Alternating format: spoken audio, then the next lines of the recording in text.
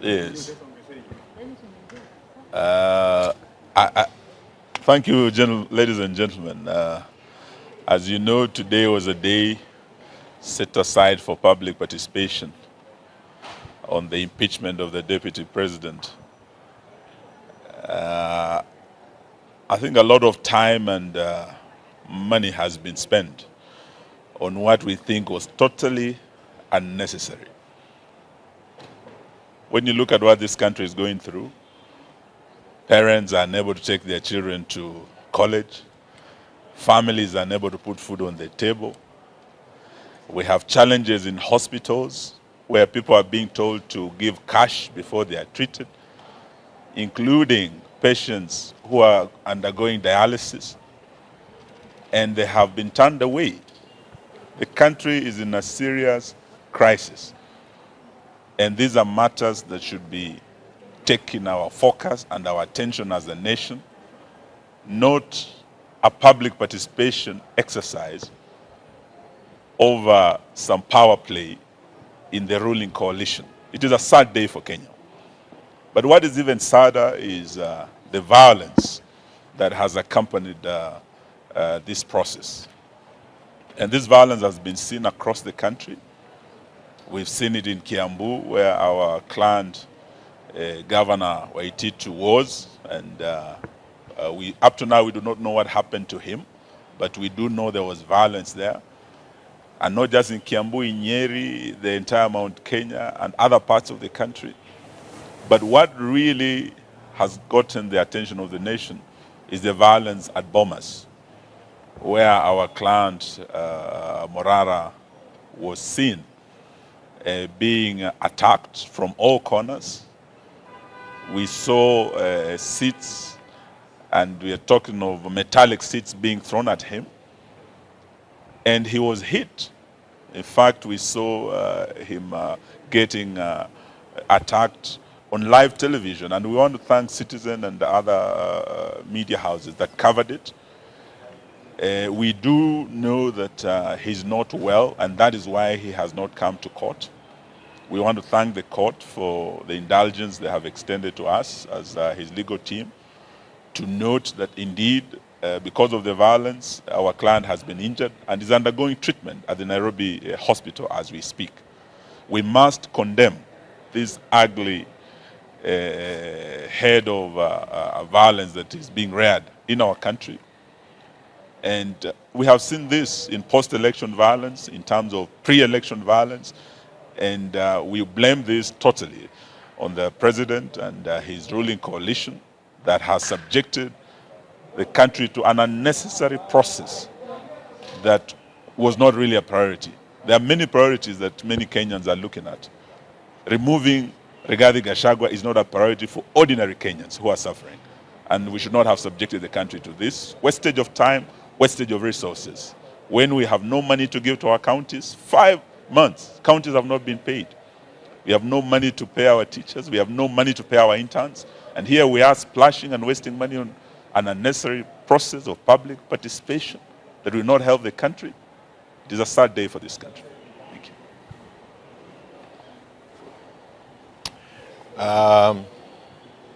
William Ruto has no capacity to stand before Kenyans and address the Kenyans on the issues that are of concern to them.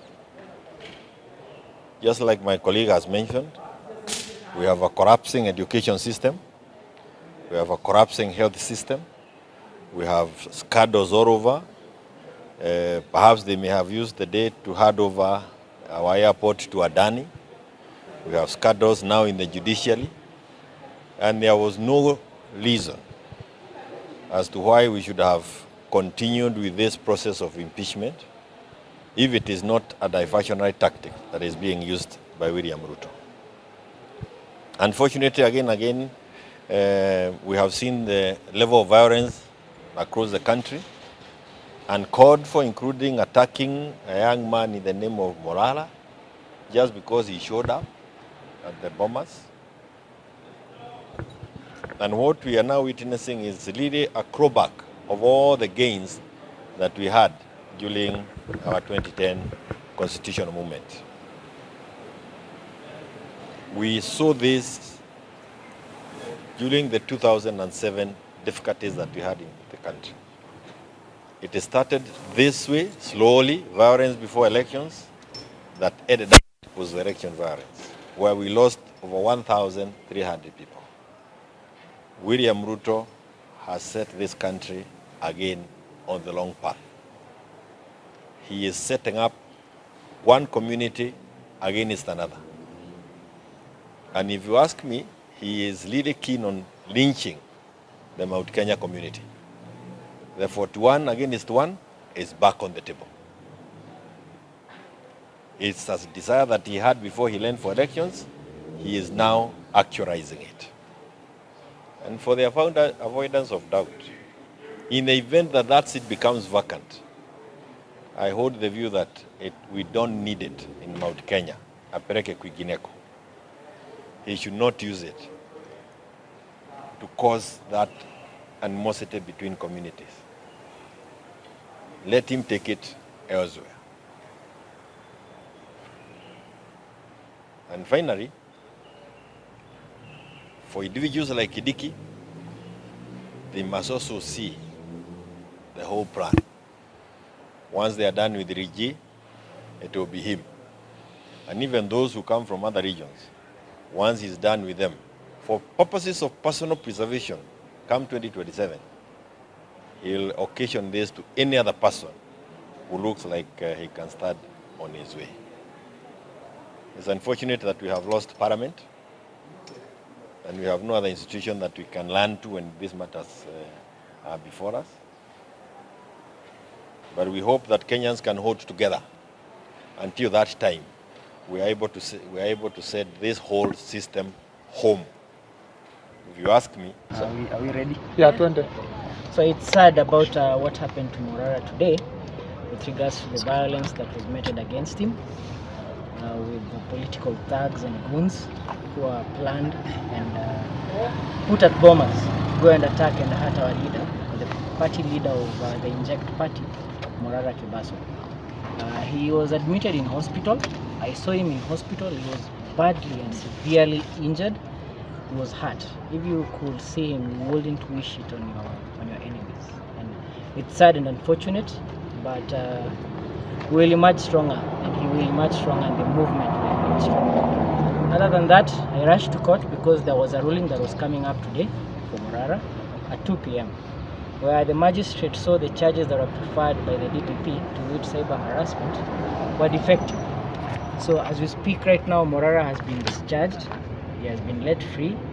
The bail has been returned to him. The court has ordered that the bail be returned to him, and he is a free man. He is a free citizen. The hogwash charges that were preferred against him by the DPP in cahoot with the police officers, they have been quashed, and I'm happy to tell all Kenyans that Morara has been let free and he's okay. He's okay, he's doing well, and we wish him a quick recovery. And you said that he is badly injured. Perhaps what part of his body? So Morara has been injured on his head, on his neck. You could see a lot of bruises, and there were some holes in his neck, on his back, on his leg. He's in a bad state. But we pray for him. Yes. Is he still admitted at the hospital? I think he's been. I'm not sure. I'm just from court. I left him at the hospital, so I'm not sure if he's out. So I'll have to confirm that. Okay. But the ruling was delivered in his absence. Do you have confirmation that this was a planned attack? I mean, Morara went to Bomet, went to Kericho, Ruto's homeground. He has never been attacked. He was in Nyanza. He has never been attacked in all those rallies that he's gone to. And my friends here, Kioti Sonko, who've been attending his launch tours, can affirm to that. Then the one day he has gone to Bomas is the day that he was attacked. Clearly, the public participation exercise was a meeting of goons of ODM together with UDA, some certain UDA thugs. But what I can say for a fact, those were planned goons. It was a planned attack because it's never happened before. Because his meetings have been impromptu, so they could not plan an impromptu meeting. He will just take his car, park somewhere, start addressing people. They can't preempt that. But when he went to Bomas, people started throwing chairs. They're not people, specific people, and you could see the leader, the member of parliament, TJ Kajwang, cheering on the beating of Morara. So clearly those were ODM thugs and even UDA thugs who were planted there to attack and beat up Morara. He was denied access. Other than being denied access, when he got in, he was denied the microphone. He is a Kenyan citizen. He's entitled to air his views like any other Kenyan citizen. So whatever happened to him was clearly masterminded and it was planned. And according to the charges that he was given during the court case, Yes. the cyber harassment charges were linked to a certain wealthy man out there. Perhaps when you repeat his documents, now what you found out there, do you feel maybe it was true, whatever is that man was behind the charges, or rather the court case? I don't think so, but the only person who can confirm is Dear Langat, and we saw some statement that was issued out by Dear Langat that he was not responsible for the arrest of Morara. So whatever was there was clearly, it's just weaponization of the criminal judicial system, because even the charges, the judge was actually very clear that the charges, the offense, there is no disclosure of the offense, that Morara, that the offense preferred against, there is no offense under section 27 pertaining to cyber harassment. So the charges were hogwash. The charges were clearly put in place, intended to silence Morara and to scare him from telling the truth, and I hope he doesn't bite into it and he goes on doing what he's doing. So it's a scheme, and we've seen this before. Anytime you see the government using the Computer Misuse and Cybercrimes Act against a certain individual, a certain person, they know there is something that they are trying to do. It's clearly a weaponization of the criminal judicial process. Okay, and following the Bomas incident, are you planning to report the issue to the police? Have you reported the matter to the police? Yeah, it's just that I was held up in court, but we want to actively follow up, because Bomas has CCTV cameras.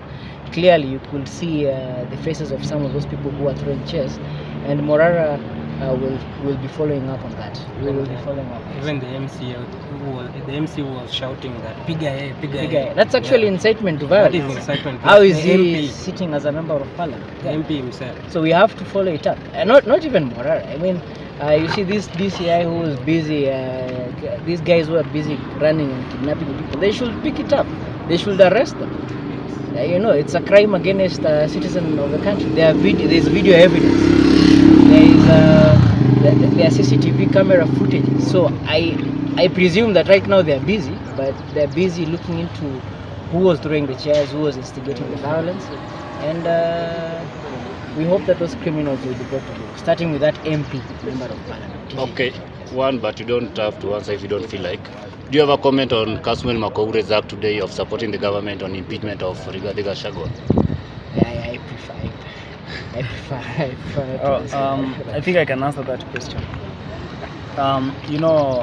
At the beginning, before we came for the exercise, the public participation, we were saying that we want both Ruto and Gachagua because they were a single ticket in 2022 election, and so they were all to go home.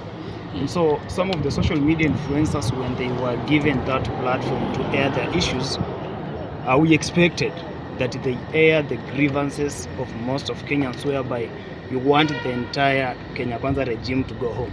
And so we expected somebody like Kasmuel to come out clearly to say that both Ruto and Gachagua, they must go home. Unfortunately, he was only touching on Gachagua and the matters of tribalism. But it's better for a person to speak about tribalism than to engage in tribalism matters in exercise. When you see we have a lot of offices, if you can see those offices, people who are occupying those offices, you will clearly notice that they are coming from probably a single community. And so it's better a person who says that tribalism than a person who exercises it. And so we wish that Kasmuel and any other social media influencer who could get that chance to say that both Ruto and Gachagua must go. And right now, if you head over to Twitter, there is an eruption in regards to what Kasmuel did. Many people are calling him a sellout, a government sellout. Do you feel so? Is it true?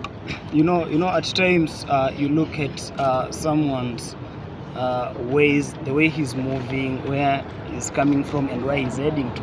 You know, when we were going to the streets, we had these members of parliament, the likes of Osoro. Osoro was one of the members of parliament who were against this movement, yeah? Yes. And so at some point, personally, I saw my good friend Kasmuel, because he's a very good friend. He was having a chit chat with Osoro, and so we had so many issues over that, because how can you go laugh, speak to a person who is your inferior, and then you expect to probably to condemn him? And so when we saw such issues where Kasmuel was probably on the side of the members of parliament, we felt like whatever we were thinking in the past is exactly what we know. And so we really condemn that, and we wish that there is no any single person, any young person who was on the street that faced the tear gas to align with the members of parliament who are there to ensure that we are still suffering. Thank you. Okay. And to add on that issue of Kasmuel is a sellout. Today in the morning, in his X account, he posted that we are going to propose the impeachment of both the president and the deputy president. But upon going to the podium, Kasmuel changed his tone, and he was now saying impeach the deputy president. That one is a